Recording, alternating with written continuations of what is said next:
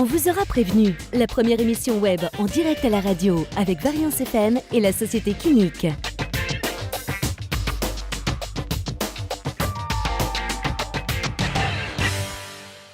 Nous sommes en compagnie de Félix Farny, qui est réalisateur du film Kit Tac. Bonjour.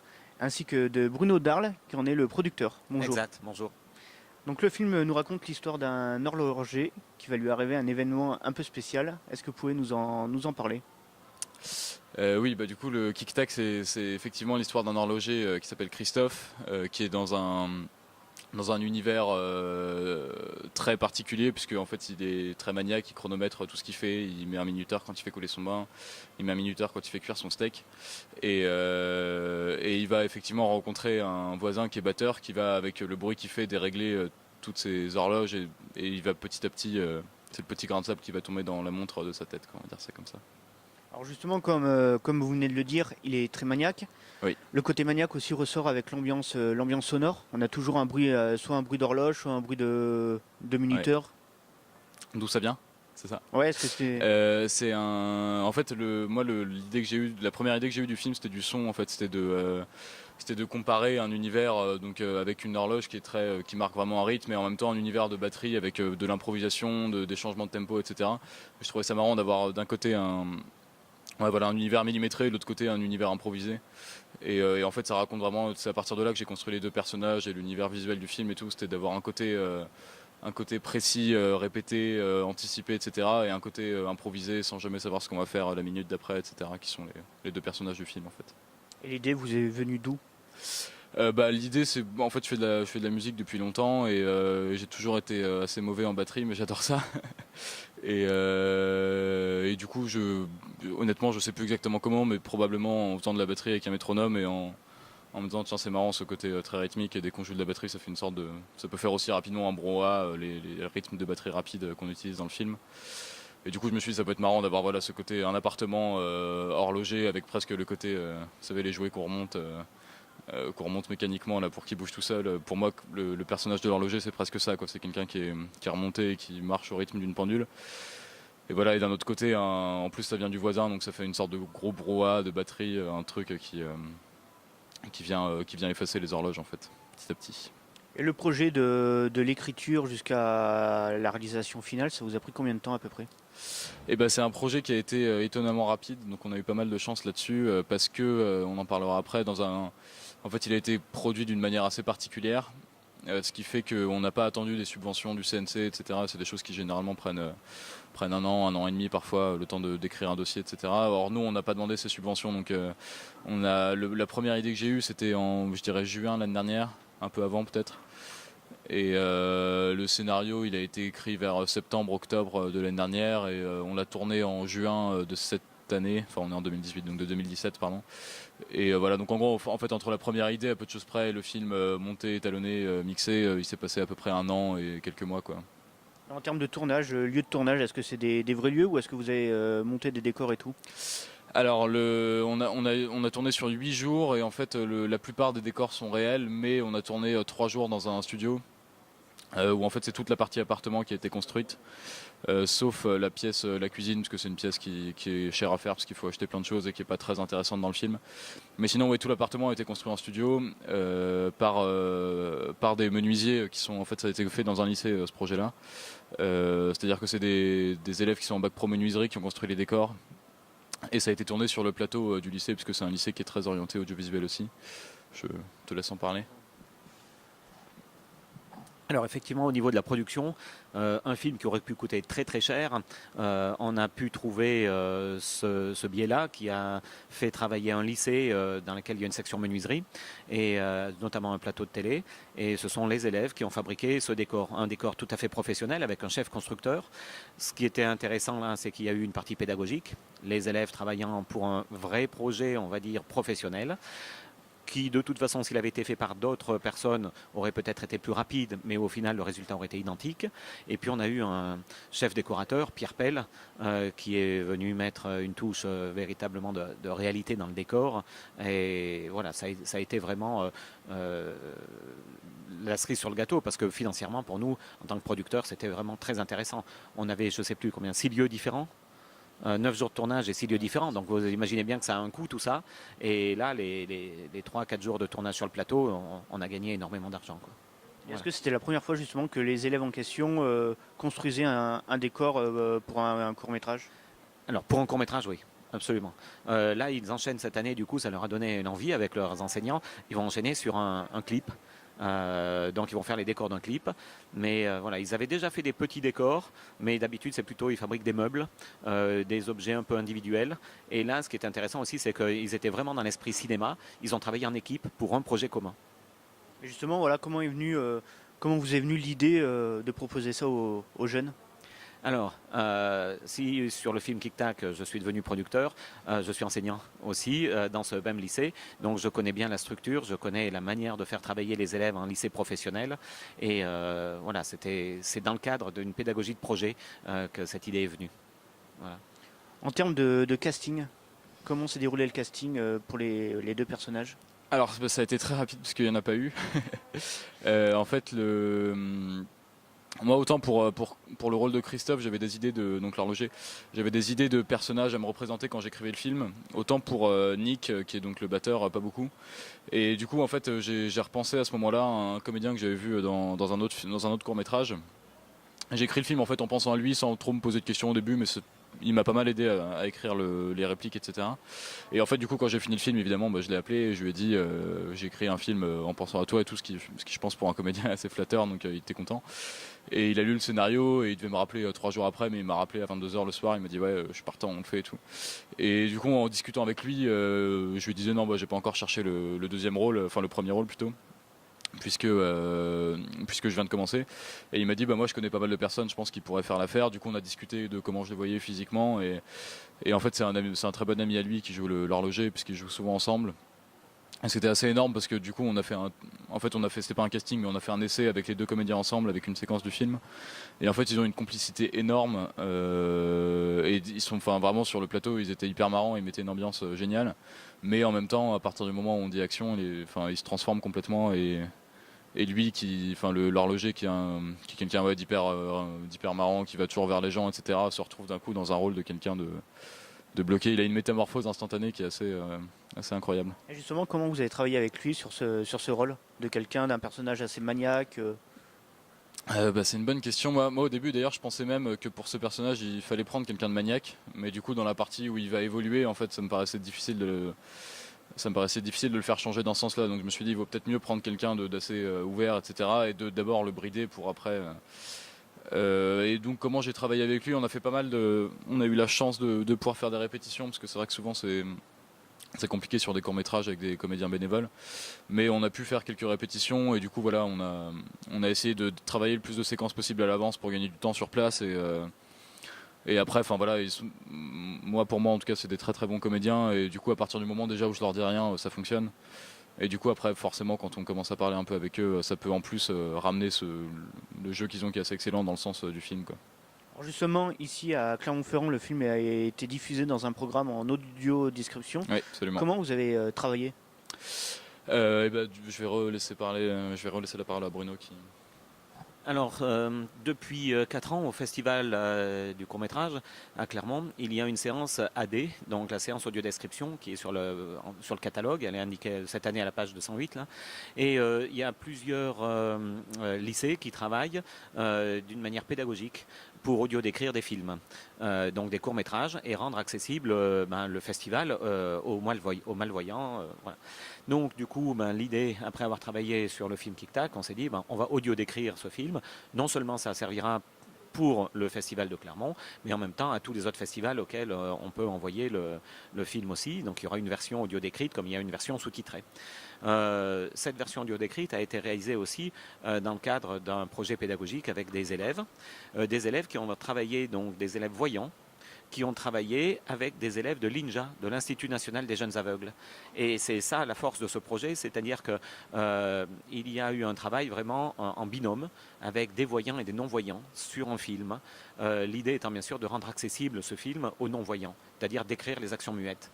Donc ce travail a duré sur presque une moitié de trimestre, et jusqu'à l'enregistrement, jusqu'au mixage, et enfin au montage des paroles. Une fois qu'ils les ont enregistrées, imaginez les élèves aveugles avec un casque, les élèves voyants devant la table de montage, en train de monter ce qu'ils avaient enregistré sur une piste annexe, c'est-à-dire la petite voix qui raconte les actions muettes.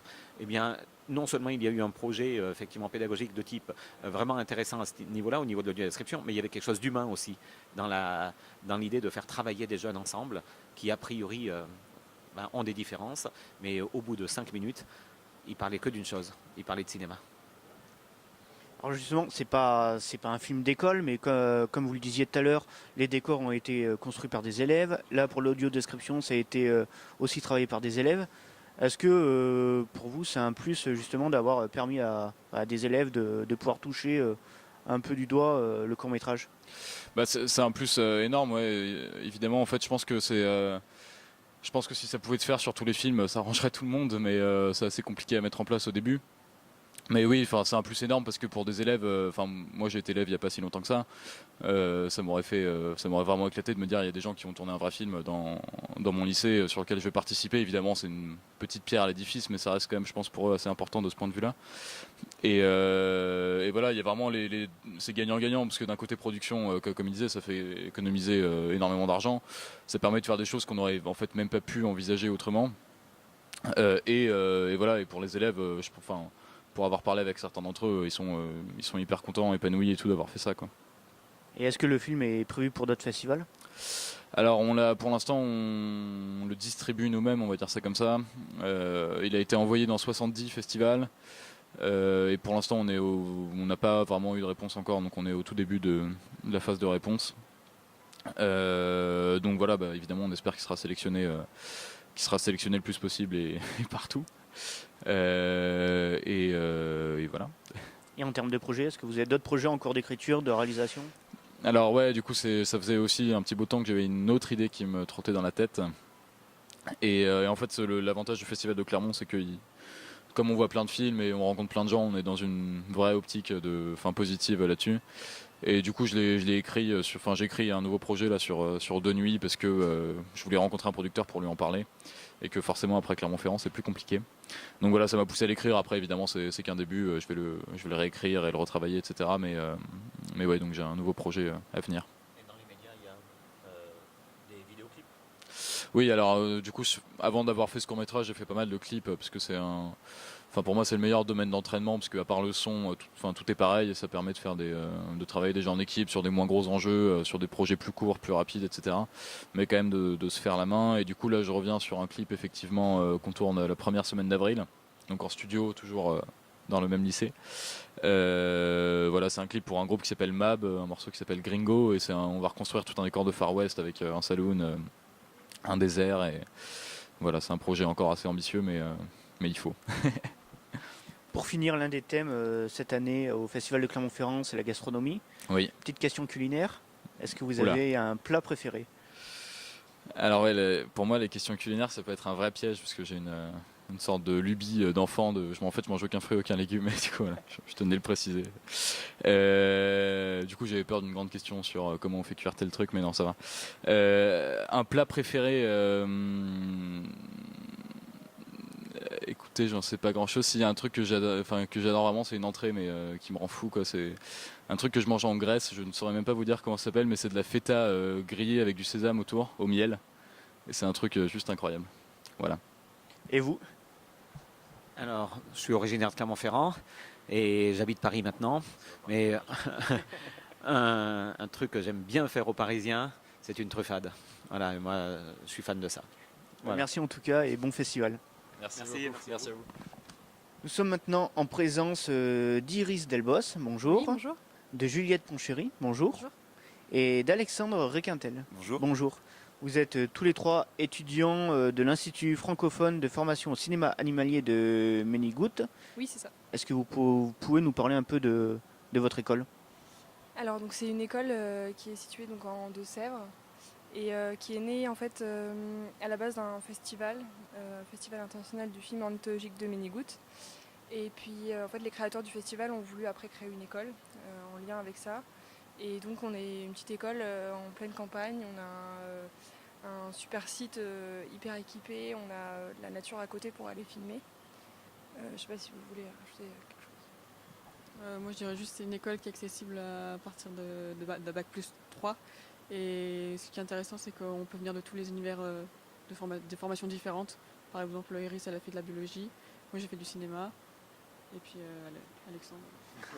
Alexandre est en reprise d'études. Je suis en reprise d'études, je travaillais pour une scène littéraire à Rennes avant de faire l'école. Et elle existe depuis combien de temps? Nous, on est la 13e promo et ça fait 14 ans. Il y a 14 promos. Voilà. Alors justement, c'est une école de cinéma animalier. Quelle est la différence entre le cinéma animalier et le cinéma plus classique? Nous, on est formés plutôt pour être opérateur ou réalisateur sur des docus animaliers. Donc la principale source de travail, c'est la télévision, et puis les 52 minutes qui passent dans certaines cases télé. Il y a également plein d'autres manières de faire du cinéma animalier. Le cinéma animalier a ceci de particulier. Moi, j'ai l'impression qu'on a quand même une compétence supplémentaire. C'est qu'il y a une dimension naturaliste, d'approche des animaux et d'affût. C'est-à-dire qu'on est dans des conditions de tournage très très particulières. Quand on fait un documentaire, on ne sait jamais ce qu'on va ramener comme image. Il peut y avoir des situations, même si on a préparé son tournage écrit, il peut y avoir des situations tout à fait particulières. Mais avec les animaux, c'est encore plus aléatoire. On peut aller 3-4 heures en affût, ne rien voir, et puis avoir des comportements qu'on n'attendait pas. Donc il y a toute cette dimension naturaliste et aléatoire avec laquelle il faut composer pour faire ces films. Du coup, ouais, voilà, un film animalier, ça se prépare quasiment pas. Alors, et bien au contraire, ça se prépare peut-être davantage. En fait, c'est fait quand même l'objet d'une écriture et d'un scénario, comme un documentaire, comme de la fiction. Et en même temps, il y a tout un travail documentaire et de rapprochement avec des naturalistes qui vont en règle générale nous donner les meilleurs endroits pour filmer telle espèce, tel comportement. Donc ça se prépare de la même manière qu'un documentaire se prépare. Voilà.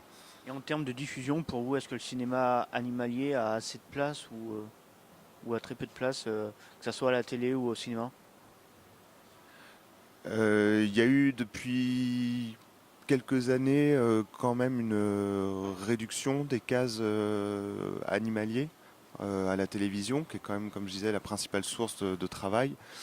Néanmoins, nous, on est formé aussi sur le documentaire nature, environnement. Ça peut rejoindre un petit peu le documentaire d'aventure, voyage. Et finalement, on se rend compte qu'il y a quand même encore un petit peu d'espace. Et puis on espère, on imagine que les préoccupations écologiques vont prendre de plus en plus de place et que la télévision va aussi accorder une place de plus en plus importante à des documentaires qui se questionnent sur l'environnement. Et vous, qu'est-ce qui vous a poussé tous les trois justement à faire une formation en cinéma animalier? Est-ce que c'est plus la passion pour les animaux, la passion pour le cinéma? Alors, je dirais que pour moi, c'est plus la passion pour la nature et l'environnement, puisque je viens de formation en écologie en fait. Et puis j'étais passionnée par la photo et du coup j'ai connu l'école par le festival et je me suis dit bah pourquoi pas tenter ça et essayer au moins un an et puis finalement ça m'a plu et j'ai continué. Voilà. Moi, c'est un petit peu le contraire. J'ai fait une licence de cinéma, donc j'étais beaucoup plus portée par le cinéma. Et j'étais à Lyon, et j'en ai eu un peu trop plein de la ville. Et du coup, j'avais envie de grand air. Et puis j'ai découvert l'IFCAM et j'ai découvert tout un monde avec, en fait. Voilà. Pour ma part, c'est plutôt les tournages. Le fait de partir, charger le matos dans une remorque et puis partir en tournage aux quatre coins de la France et puis découvrir des nouveaux lieux, des nouvelles espèces. Voilà, c'est un petit peu la motivation qui est un peu une motivation de terrain et d'action. Et est-ce que c'est plus compliqué un tournage d'un documentaire ou d'une fiction animalière? Disons que c'est pas les mêmes enjeux. Nous, on est formés vraiment pour le documentaire animalier. Donc on n'a pas toutes les bases qu'il peut y avoir en fiction par rapport à l'éclairage, tout ça. Donc des fois c'est un peu compliqué de faire de la fiction animalière, justement à cause de ça surtout, principalement. Ouais, je pense juste à un truc. Il y a pas mal de fictions animalières qui existent, c'est-à-dire on a vu au cinéma, c'est avec mettant en scène des animaux comme personnages principaux. Et la grosse différence avec le documentaire, quoique ce soit pas toujours vrai, c'est que ces productions font appel à des animaux qu'on appelle imprégnés, en gros dressés.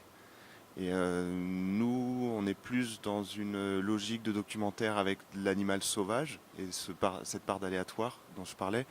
Et en fiction, c'est davantage calé. Le renard, il doit aller de tel endroit à tel endroit. Enfin, les animaux sont plus appréhendés comme des acteurs.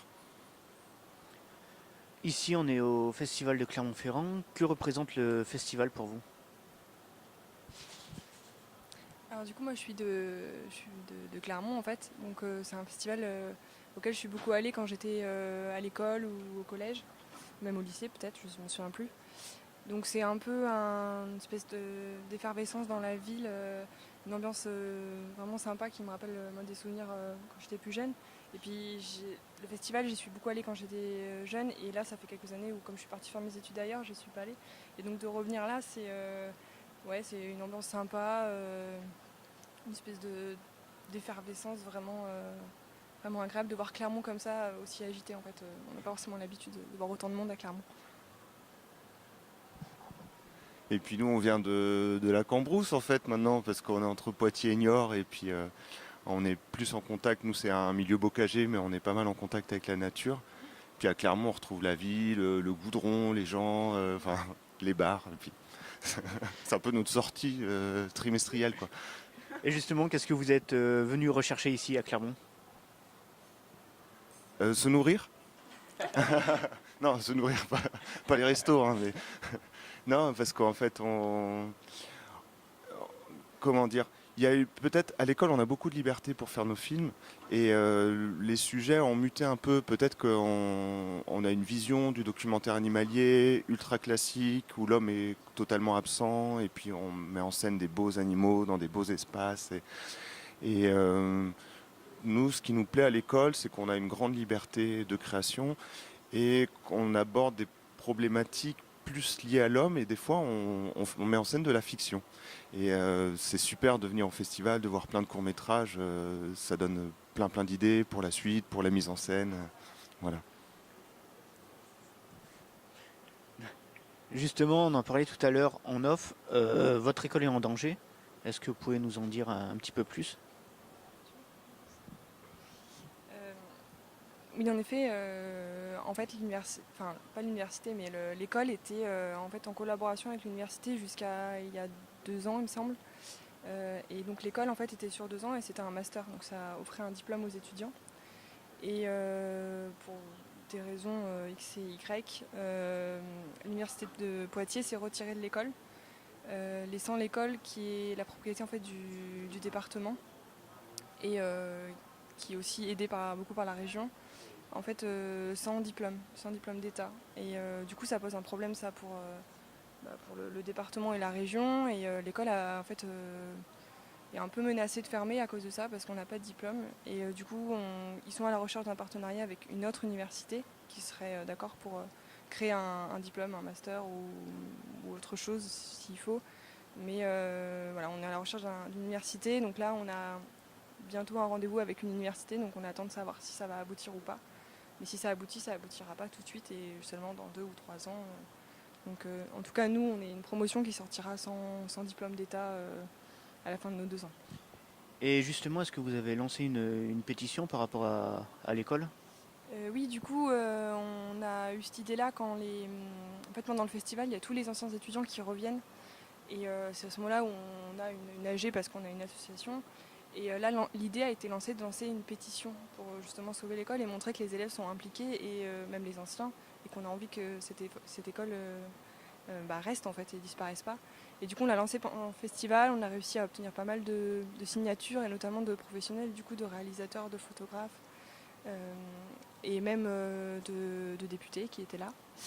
Donc oui, on a lancé une pétition, et donc elle est sur change.org en tapant IFCAM, l'Institut francophone de cinéma animalier. Normalement, vous devriez trouver la pétition pour la signer. Et pendant vos 2 ans, est-ce que vous allez justement réaliser un court-métrage, un documentaire animalier? Oui, alors en fait, donc sur les 2 ans, alors déjà, on va dire que l'année est partagée vraiment en 2 parties. On a la première partie qui est vraiment axée sur des cours, que ce soit techniques ou plus de cinéma pur. Et en fait, ce premier semestre, on a un stage de cadre en fait, d'une semaine, 5 jours, où on part. L'année dernière, c'était en Brenne. Et donc on réalise un petit film, je crois que c'était 5 minutes à peu près. D'ailleurs, c'est celui-là avec Juliette qu'on a envoyé au Festival de Clermont. Cette année, on est allé en Bretagne. Et aussi, surtout, en deuxième partie de l'année, on réalise chacun un documentaire. Et sur le sujet qu'on veut, on a une certaine liberté là-dessus. Et donc, en première année, c'est vraiment plus sur la technique. On nous demande vraiment de savoir maîtriser la technique. Et en deuxième année, on travaille beaucoup plus sur l'écriture du film. Et donc, en ce sens, les sujets évoluent de la première année à la deuxième année. On en parlait tout à l'heure, l'école est aussi associée au festival. Est-ce que vous pouvez nous en dire quelques mots sur ce festival en question? Est-ce que vous aussi, vous participez à l'élaboration du festival? Alors oui, ce festival, il a vraiment pris de l'ampleur. Et nous, en tant qu'étudiants, on a une certaine place puisqu'on aide beaucoup à l'installation du festival. On a aussi une web TV sur le festival où on reçoit un peu les réalisateurs, les exposants, voilà, à chaque fois autour d'une thématique. Donc c'est les étudiants qui gèrent cette web TV. Et surtout, on a un festival off où on montre nos films de première et deuxième année. Et c'est là où c'est hyper intéressant parce qu'on rencontre un vrai public. Parce qu'avant ça, notre film, on l'a présenté seulement à un jury. Et là, pour le coup, on présente à un vrai public et on peut avoir de vrais échanges avec le public.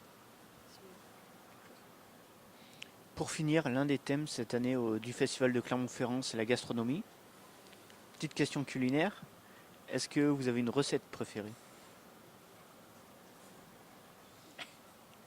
Je sais pas, on pensait aller manger de l'aligot. J'aime beaucoup l'aligot. Ouais.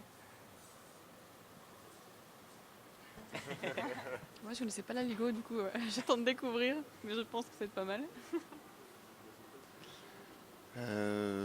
Recette préférée,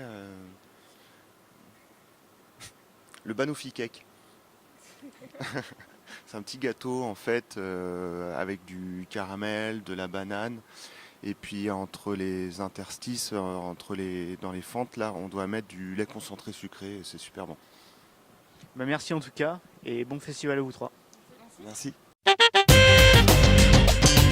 On vous aura prévenu, la première émission web en direct à la radio avec Variance FM et la société Clinique.